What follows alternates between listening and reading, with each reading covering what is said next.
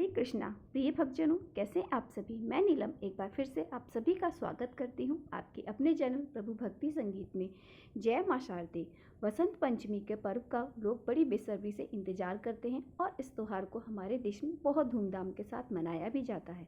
बसंत पंचमी माघ महीने के शुक्ल पक्ष की पंचमी तिथि को मनाई जाती है।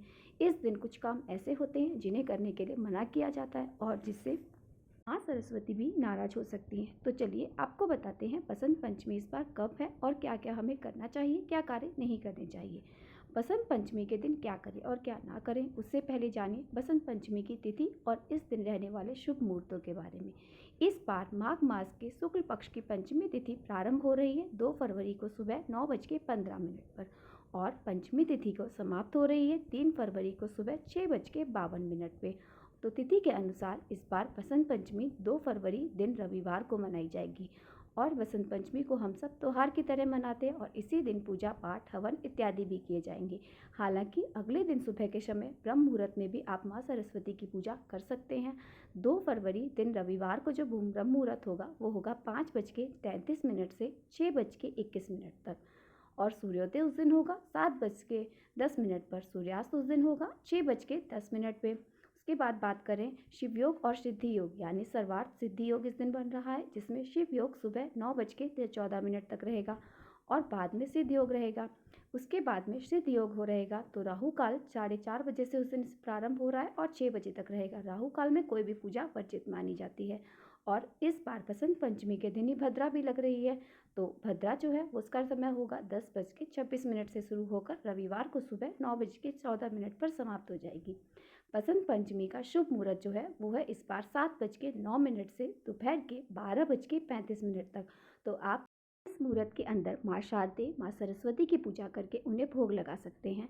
भजन कीर्तन या कोई उपाय आप जो भी करना चाहते हैं वो इस दिन आप शुभ मुहूर्त में अवश्य कर लीजिए। इसलिए भद्रा हो या कोई भी अन्य शुभ मुहूर्त हो वो इस दिन कारगर नहीं होते। इस बार भद्रा का वास मृत्यु लोक में है, तो इस बार माना जाता है कि मृत्यु लोक पर भद्रा का वास होगा तो वह पृथ्वी लोक पर लोगों के लिए कष्टकारी हो सकती है। अब ऐसे में जो लोग भद्रा का बहुत ज़्यादा विचार मानते हो तो वह भद्रा काल के समय को छोड़कर जो भी शुभ मुहूर्त होता है उसके अंदर आप पूजा पाठ कर सकते हैं। माँ सरस्वती को वाणी की देवी माना गया है, इसलिए बसंत पंचमी के दिन भूल कर भी गलत व्यवहार नहीं करना चाहिए और गलत वचन किसी को नहीं बोलने चाहिए। इस दिन माँ सरस्वती की पूजा करने के बाद कुछ ग्रहण करना चाहिए, तब तक आपको उपवास रखना चाहिए। अगर संभव हो तो आप दिन भर भी उपवास रख सकते हैं। इसके अलावा लहसुन, प्याज, मांस, मदिरा का सेवन इस दिन वर्जित होता है।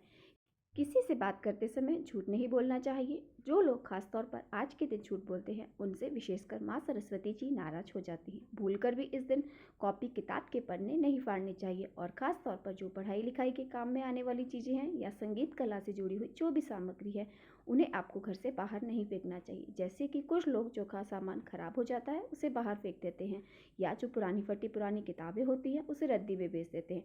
तो आज के दिन आपको ये काम बिल्कुल नहीं करना है। पूजा करते समय खुले सिर से पूजा नहीं करनी चाहिए। सिर पर पीला रुमाल या फिर पीली चुन्नी भी ढककर आप पूजा कर सकते हैं। पेड़ पौधों को इससे बिल्कुल भी नुकसान नहीं पहुंचाना चाहिए और इस तरह छोटी मोटी लेकिन काम की बातों को ध्यान में रखकर आपको माँ शारदे का आशीर्वाद प्राप्त करना चाहिए और इस दिन गलती करने से आप बच सकते हैं अगर आप सभी को ये जानकारी पहले से पता होगी। आशा करती हूँ आज की वीडियो आप सभी के लिए थोड़ी बहुत भी उपयोगी होगी। अगर उपयोगी हो तो मेरी वीडियो को लाइक और मेरे साथ जुड़े रहने के लिए चैनल को सब्सक्राइब अवश्य कर लीजिए। तो मिलते हैं आपसे अगली वीडियो में। जय माँ सरस्वती।